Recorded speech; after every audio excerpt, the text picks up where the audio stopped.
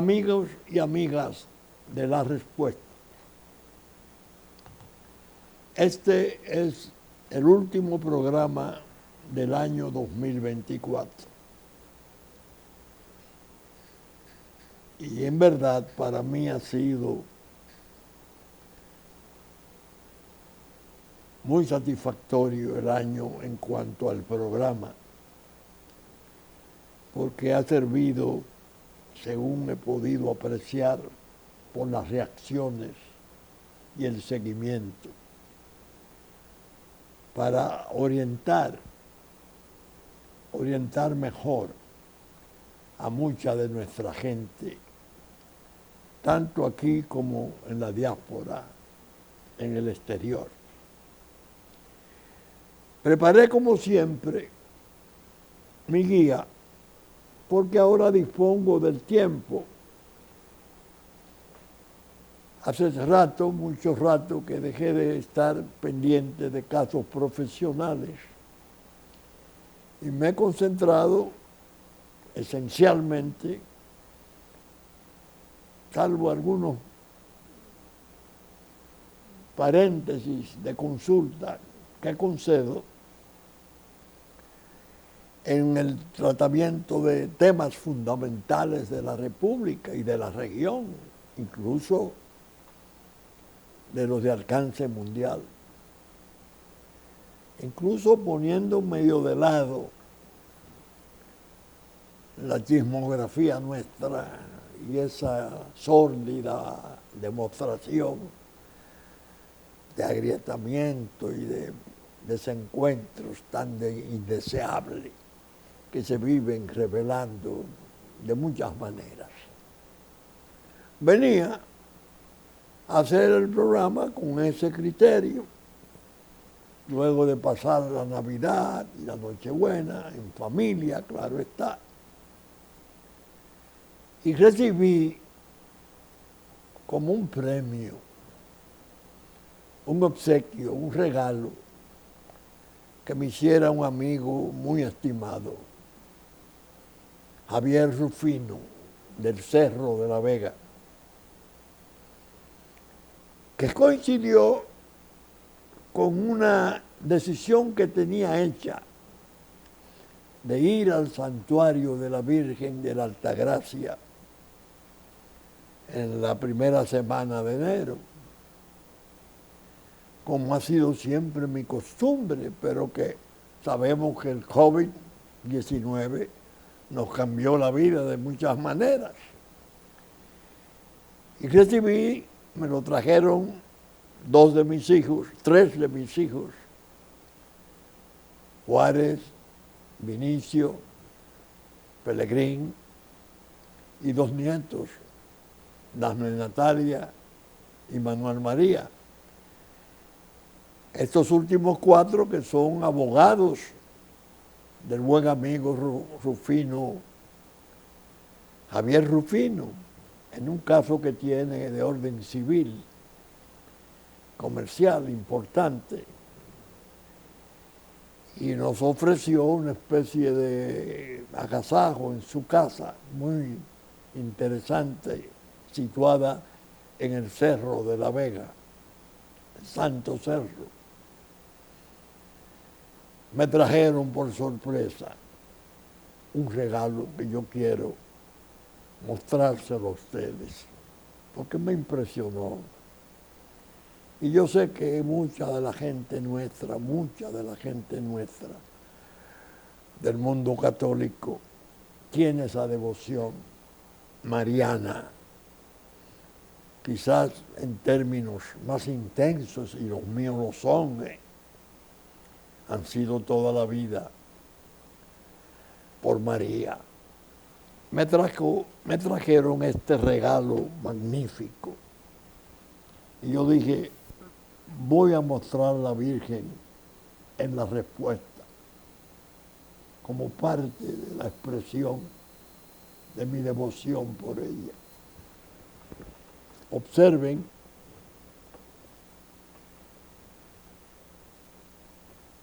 no sé si está bien situado, si las luces no me turban, Me lo envió Javier Rufino. Es un trabajo que tiene al dorso del Centro de Estudio Altagraciano, Alcides Peña Batista, es su presidente. Me lo envió Javier Rufino como obsequio, porque yo no pude estar en el almuerzo, por razones que ya son explicables, restricciones de salud y edad. Parece que tiene cierta particularidad. Konrad Adenauer Rivas es un artista de la imagen y es propiedad del artista de arte visual, único autorizado por la Santa Iglesia a poder trabajar las imágenes de la Virgen así combinada con su santuario. Espero que la imagen haya podido ser vista plenamente por ustedes. Es un regalo magnífico. Me preguntaba con los hijos, ¿dónde la pongo? En la estancia María Virgen de la familia, que lleva el nombre de la bisabuela, María Virgen de la Cruz,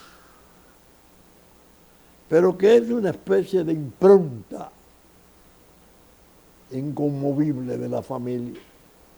Casi todas las mujeres de mi familia, materna, el ala materna, lleva el nombre de María. Sin contar el castillo, que lo llevan hombres importantes, como el general Manuel María Castillo Medrano, o mi tío, poeta exquisito Luis María Castillo. De todos modos, lo quise compartir con ustedes porque me satisface. Es algo que me ayuda a levantar, mantener levantado siempre ese ánimo, esa devoción. Son tantas las cosas en mi vida que yo agradezco a mis invocaciones de María, que tendría casi que escribir un libro sobre los episodios de mi vida accidentada, azarosa, arriesgada, en el área pública, luchando con tantos temas de peligro, especialmente en la lucha antidroga. Y desde muy jovencito, incluso cuando he hecho episodios graves de mi salud, como en el año 1957, que estuve a punto de morir en Jersey, en una operación que se me hiciera en los cornetes por una hemorragia que al parecer incontenible. Pero mi devoción, que ya venía del nacimiento, María, Nuestra Señora, que ahora en Francia acaban de restaurar su catedral. Dicen que es una obra maravillosa la restauración de ese templo, que entiendo yo no veré ya por razones muy obvias. Pero bien, gracias Javier Rufino por su gentileza, y decidí no llevarla a la estancia María Virgen, que la tiene allá, este cuadro reservarlo para la sala de mi casa.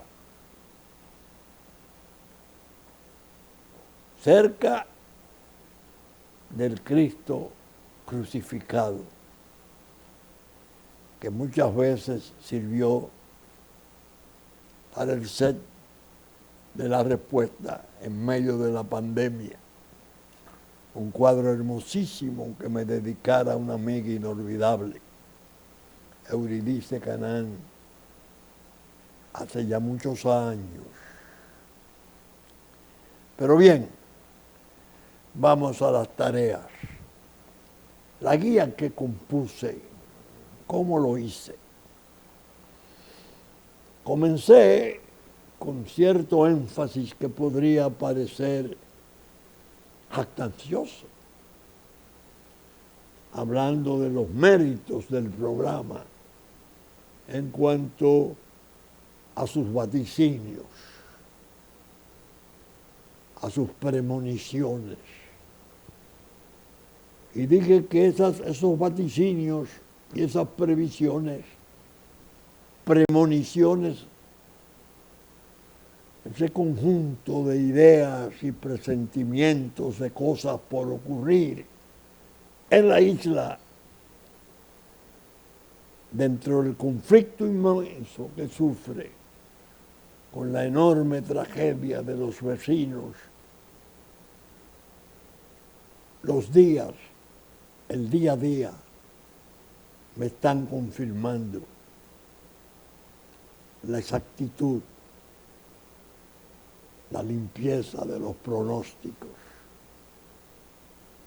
Cómo fui dando informaciones en favor de ustedes, que son en realidad el objetivo más valioso de la respuesta. Cosas que se han ido reconfirmando.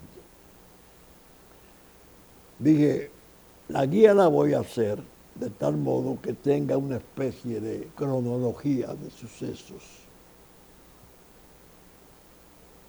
para que los propios seguidores de la respuesta, que no son pocos, algo que me llena de alegría y satisfacción, hagan su recuento también. Es una manera de hacerle una especie de rendición de cuentas. Por ejemplo, tanto en la respuesta como en la pregunta, en enero del 2024, traté un tema: la posible metamorfosis de lo insular a lo regional y mundial. En la pregunta por escrito, en la respuesta oralmente. ¿Qué sostenía? Sostenía que las pandillas criminales superarían la fuerza que se estaba intentando establecer, y se estableció una versión de legión extranjera africana dirigida por Nigeria, evidentemente en un episodio de influencia decisiva del expresidente Obama sobre el presidente Biden. Estados Unidos la propició, Rusia y China no vetaron la decisión del Consejo, pero se abstuvieron de votar.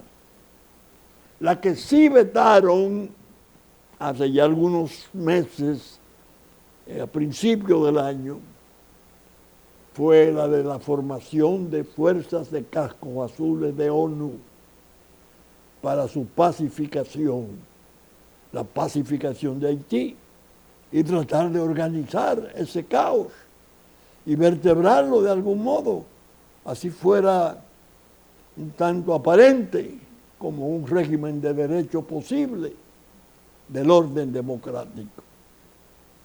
Bien, insistí sobre eso. Algunos amigos me hacían, no censura, pero sí observaciones cautelosas. Oigan, usted se está yendo lejos. Digo, no, espérenlo. el día que menos se piense, una mañana cualquiera, aparecerá un discurso destinado a proclamar que las pandillas criminales no son tales, que sus jefes son verdaderos jefes de movimientos liberadores, que más bien han sido guerrillas de liberación. Yo observé que cuando China y Rusia se abstuvieron de los cascos azules, no lo vetaron, vetaron los cascos azules, perdón, y se abstuvieron en cuanto a la Legión Africana, usaron la expresión, eso no es lo que el pueblo de Haití quiere. Yo decía, qué extraña la posición, porque Haití es que está realmente destrozado. Y esta gente pretende que de sus escombros surja la solución.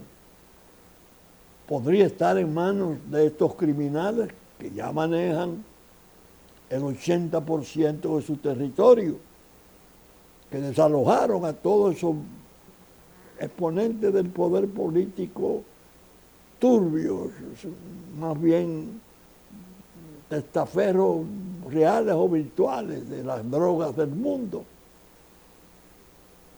Es a esa gente que se está refiriendo.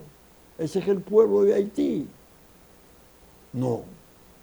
Entonces, llega el gobierno de transición, este rotatorio, de 10 miembros, 6 meses cada miembro. El encargado de organizar el restablecimiento pleno de la democracia en Haití. Comenzaron los desajustes entre ellos mismos, las acusaciones de que algunos tenían expedientes oscuros. Bueno, y la respuesta iban mencionando siempre, aquí está la metamorfosis. En el fondo, esto no cuenta, esto fue un invento de Caricón. Las islas menores del Caribe, que dije muchas veces, en Guadalupe, en el año 99, yo estuve presente al lado del doctor Leonel Fernández y el presidente de Francia de entonces, Jacques Chirac, hicieron una acusación a Haití demoledora, como que era un almacén odioso de drogas, vergüenza de la región, vergüenza del mundo. Y sin embargo, en el 22, 20 años después, 23 años después, cuando se quiso organizar algún tipo de movimiento en ese esqueleto que queda de la OEA, Caricón, con su numeroso miembro, la numerosa expresión de miembros que tiene del Caribe menor, se opuso. No, ninguna resolución. No se puede meter ni en agenda siquiera lo de Haití, porque ya estaban preparando lo suyo en Jamaica. Traté ese tema hasta la saciedad. Y dije, vendrá un tiempo en que eso se irá cambiando. Se tornarán las guerrillas, por odiosas que sean, por grandes que sean las matanzas. Imagínense que ya contabilizada por ONU, hace 2 meses, iban 15.000 asesinatos, cientos de violaciones de mujeres e incendios. Y en este año 5.000 más, 20.000 asesinatos. Eso irá cambiando. No sé cómo, pero vendrá. ¡Ah, caramba! Aparece en el escenario Leslie Voltaire, el Voltaire de Haití, no el filósofo de Francia. ¡Y Dios mío! una reunión del ALBA en Venezuela, se le oye intervenir, donde están reconcentrados los estados, que yo llamo a algunos de ellos naciones afluentes y ahijadas de China y de Rusia. Y lo hacen oír por un sistema virtual, participa y cierra su intervención diciendo que Haití necesita que el ALBA suramericana, sea la que envíe los recursos económicos y el apoyo militar para pacificar, para lograr el restablecimiento de Haití. ¡Qué contra! Y aparece eso. 2 días, 3 días después, aparece Voltaire de Haití, abrazado del presidente de Colombia, Gustavo Petro. No sé cuántos miembros de ese gobierno fueron, pero la noticia que encabezaba, el titular que encabezaba la noticia era: se celebra primer gabinete binacional. Es decir, el gobierno de Haití con el gobierno de Colombia. Binacional primero.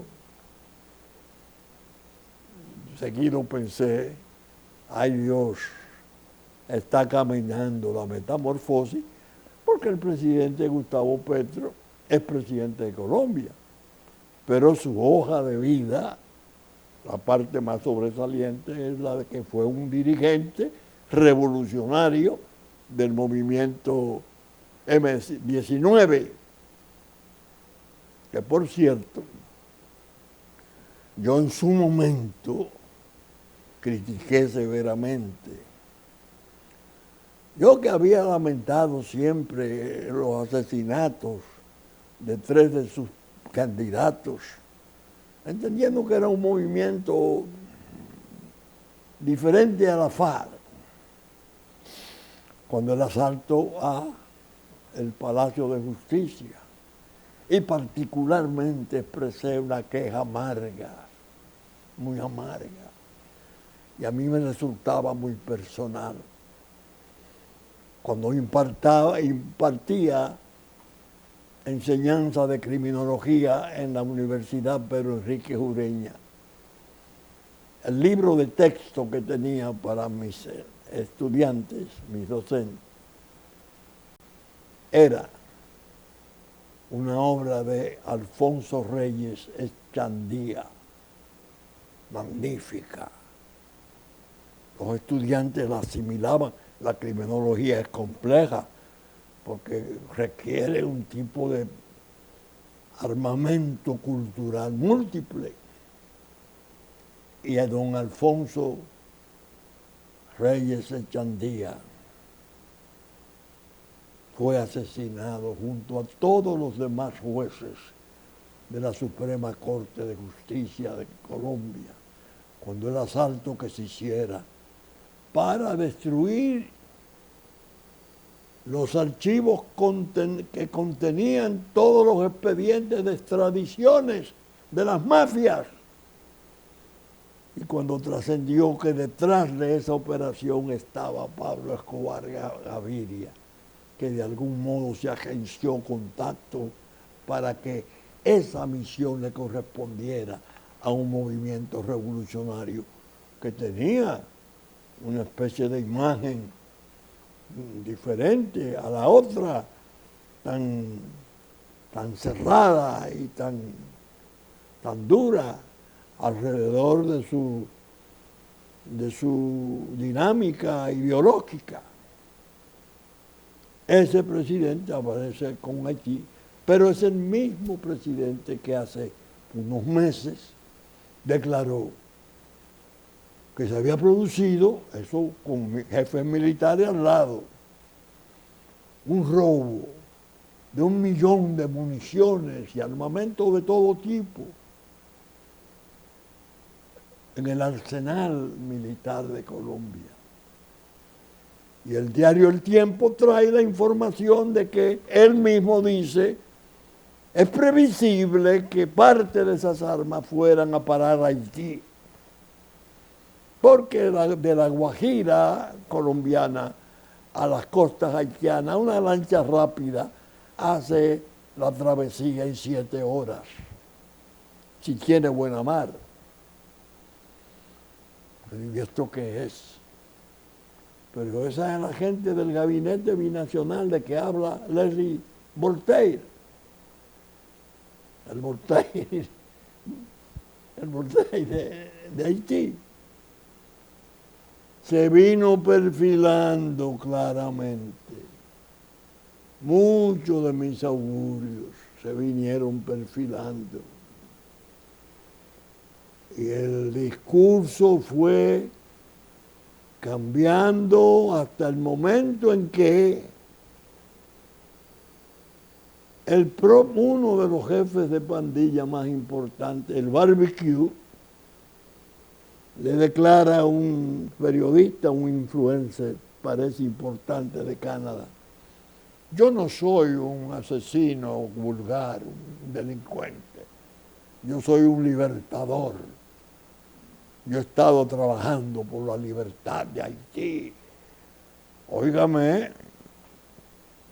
ya una especie de metamorfosis.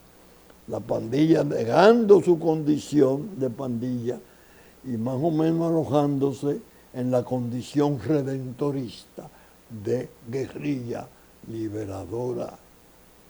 De izquierda, se entiende. Se comienzan a concretar los hechos. Y mucha gente me ha dicho: Vicio, pero todo esto que pasó tú lo has venido diciendo. Sí. Tú tienes que sentirte contento, alegre de haber acertado. Sí, modestamente. Pero falta mucho por venir. Falta mucho por venir. Y dije: espera la toma de poder. La toma de poder está coordinada con la expresión de China y Rusia la primera experiencia del Consejo de Seguridad de principio del año, que expira. Hay que dejar que el pueblo de Haití resuelva por sí mismo sus problemas. Por sí mismo. Una toma de poder, un discurso, el socialismo del siglo XXI, sorprendente, comienza a tomar cuerpo. Y Barbecue, ya dije, se encargó de hacer el anuncio. Un agente de liberación de su pueblo. No se sabe, ni se puede saber de momento, dónde pueden suceder estas cosas sin poder permanecer sin asombro. Por eso dije, esta guía del programa último del año, aunque me exponga a censura de insensatos y lenguaraces que entiendan que es una jactancia vanidosa, no. Es una rendición de cuentas. Las pandillas han apretado el terror. Un terror dirigido al derrame de población sobre el territorio dominicano. Ha habido sucesos increíbles.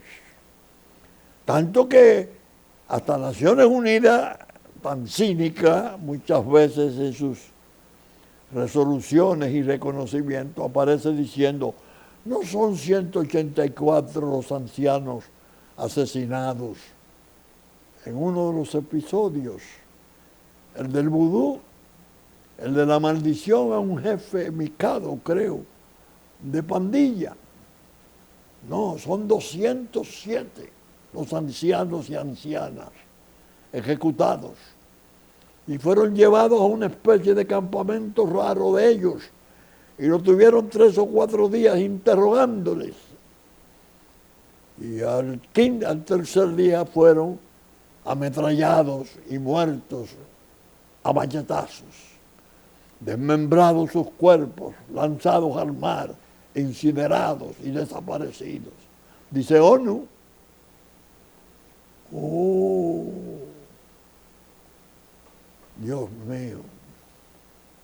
Siguen los pronósticos cada semana, alarmantes. Atiendan, señores, dense cuenta de esto, observen esto, otro.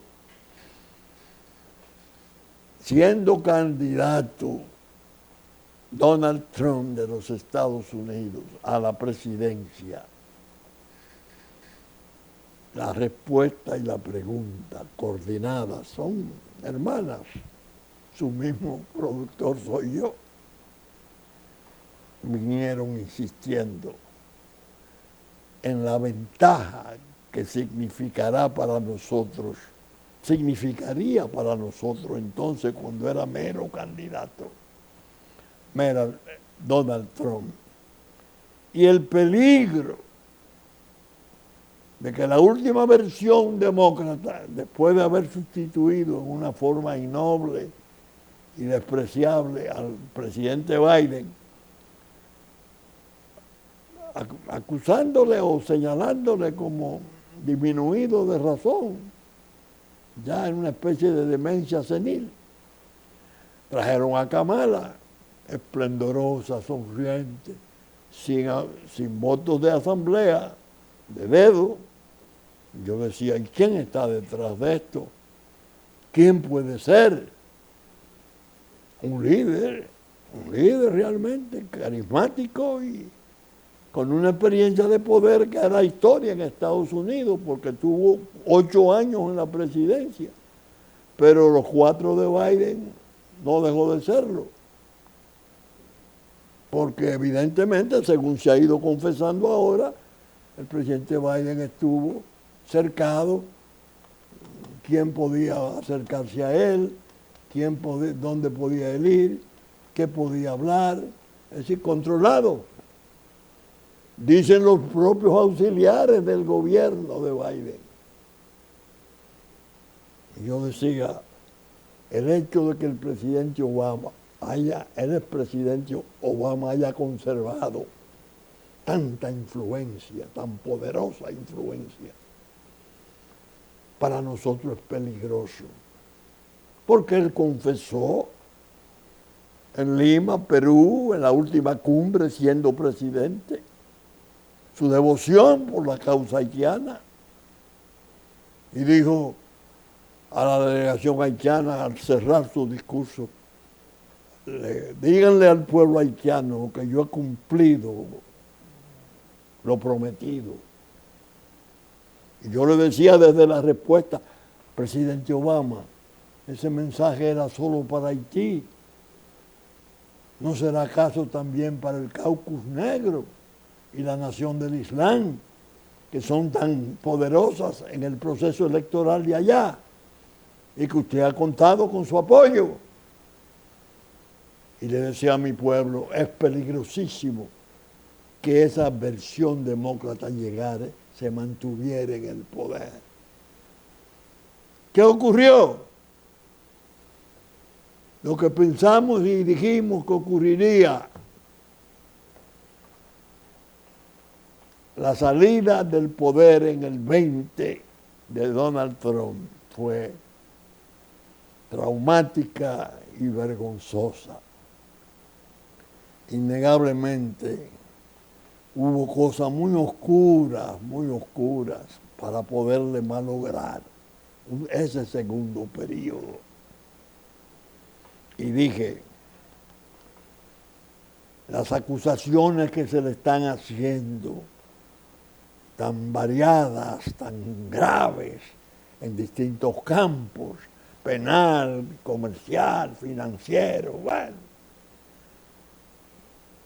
lejos de destruirlo como pretende el Partido Demócrata, lo están consolidando como el líder que hará levantar nuevamente al pueblo norteamericano en forma masiva, aplastante, para llegar al poder, llevarle al poder.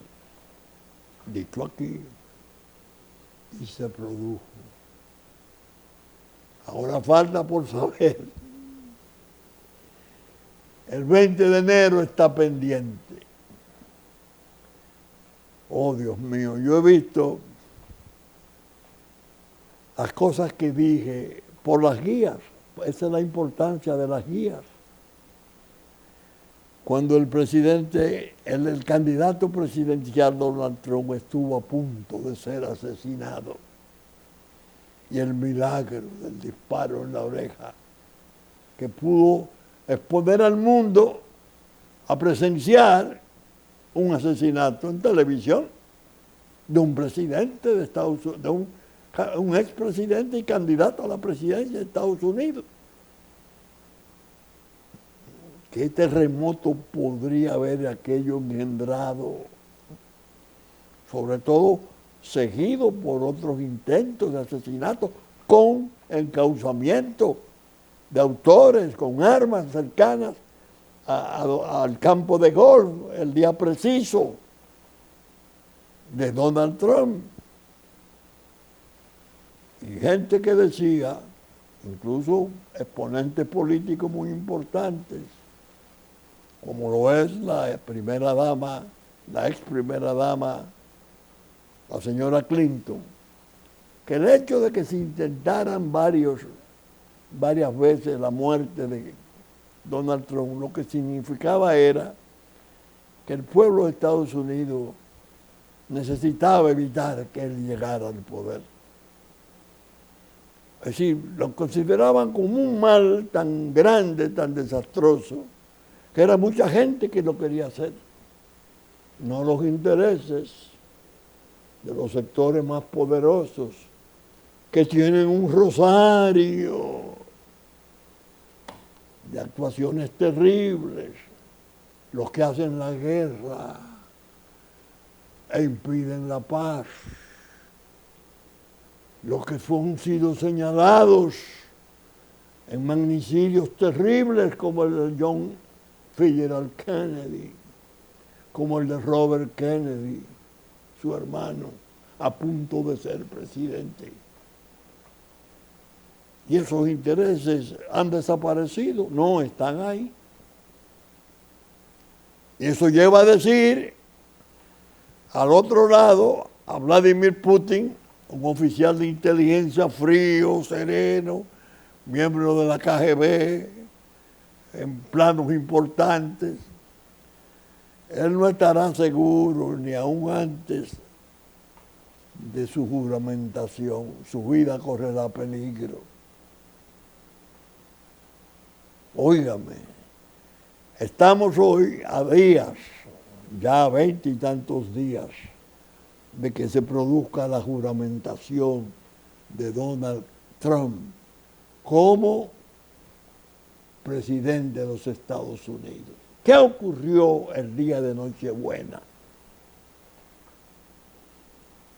Algo que no hago nunca.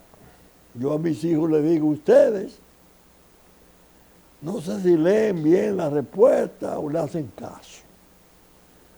Afortunadamente tengo muchos terceros en muchas partes del mundo que la ven. Pero yo quisiera que ustedes vieran la pregunta de esta semana. ¿Qué pasó? Se publicó el día de Nochebuena, pero estaba escrita desde antes, del 24. Dios mío. Hablando de los vetos de China y Rusia en el Consejo de Seguridad, repitiendo las posiciones que venía planteando y diciendo esos vetos van a estar vivos y activos porque Rusia y China tienen intereses importantísimos en la región ya. Y China y Rusia aguardan que sea el pueblo haitiano el que resuelva su problema. Entiéndase, la izquierda, la de Voltaire. Y desde el sur comienzan a aparecer convenciones, reuniones. Hay que vencer el silencio de Haití y la comunidad internacional que lo ha mantenido en silencio. Una falacia. Ha sido el escándalo del mundo. Lo que menos ha tenido silencio es el desastre de esa población condenada a sacrificios enormes, en procura de un alivio y una solución, sacrificándonos a nosotros. Es lo que está en curso. Ah, caramba, el mismo 24 de junio, perdón, por Dios, 24 de diciembre, Nochebuena, el Consejo de Seguridad se reúne para atender las dificultades de Haití. Las últimas matanzas han conmovido a medio mundo. Los ancianos, supuestamente por prácticas de vudú, otros 20, otros 180, bueno, un desastre, ejecuciones. Ese Consejo de Seguridad oye a China y a Rusia actuando. Vetamos la formación de un cuerpo de cascos azules, porque esa no es la misión de Naciones Unidas. Tendrían que hacer una guerra,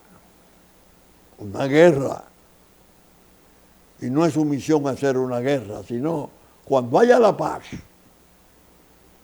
ir a mantener esa paz, a sostenerla, no ir a guerrear. Fundamentos que vieran tanto China como Rusia hace unos días. En la pregunta aparece eso anticipado por horas que se iba a producir. No, señor. El pueblo de Haití que resuelva su problema en Haití, el pueblo de Haití. Dicen las dos superpotencias extracontinentales, Rusia y China. Volvemos al principio. ¿Cómo va a volver desde sus escombros Haití en medio de ese tsunami de asesinatos y de cosas a restablecer la paz? Fuerzas liberadoras ya están actuando. Incluso hay reuniones de gabinetes binacionales, hasta Colombia sale a bailar. No Venezuela, aunque Venezuela se sabe que ha estado formando eso y alimentando eso. Ahí está Maduro, y Maduro en eso fue claro desde el principio. A nosotros nos ofendió, los dominicanos, contrariando incluso las posiciones más hermosas del desaparecido comandante Hugo Chávez Frías. ¿Por qué? Porque yo he contado varias veces cuando en Maracaibo, el presidente Fernández sentado, Carlos Morales sentado, Vincho Castillo sentado, esperábamos que llegara en el hotel el presidente Hugo Chávez. Cuando llegó, antes de sentarse, hizo así: Lionel, en Haití no hay Estado ni nada que se parezca. Eso es un desastre. No hay con quién hablar, se cogen los recursos.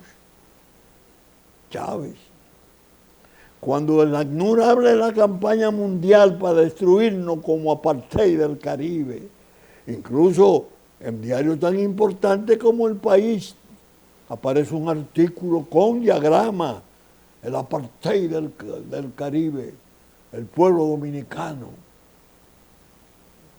odioso en su racismo, odioso en sus persecuciones.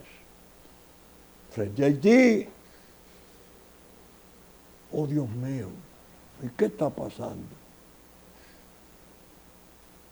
Aparece ahora claramente cuáles son los propósitos.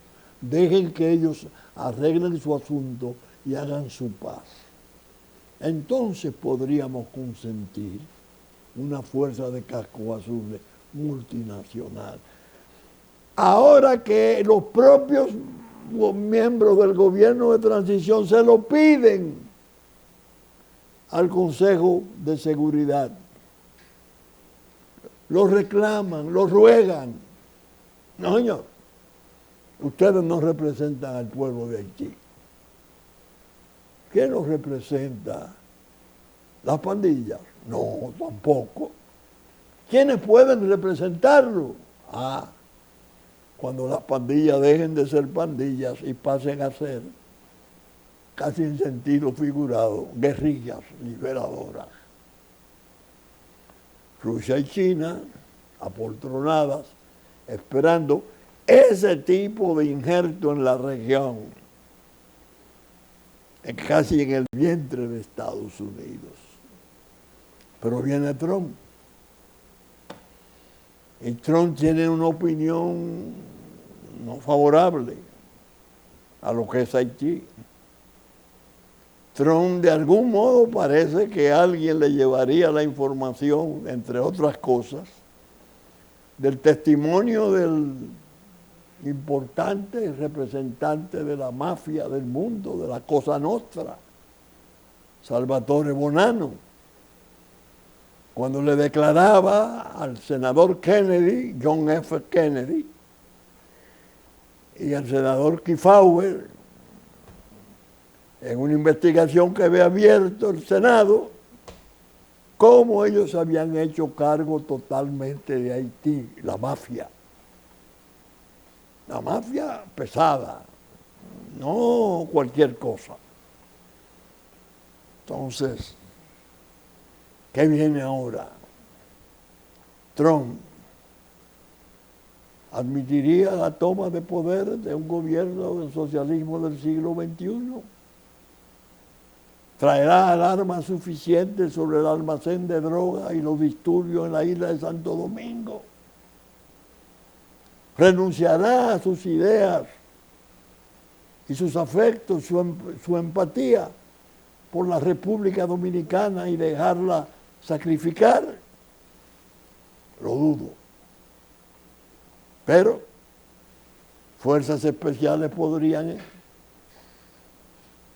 intervenir sin mandato de ONU, siempre que tuvieran un fundamento de terrorismo.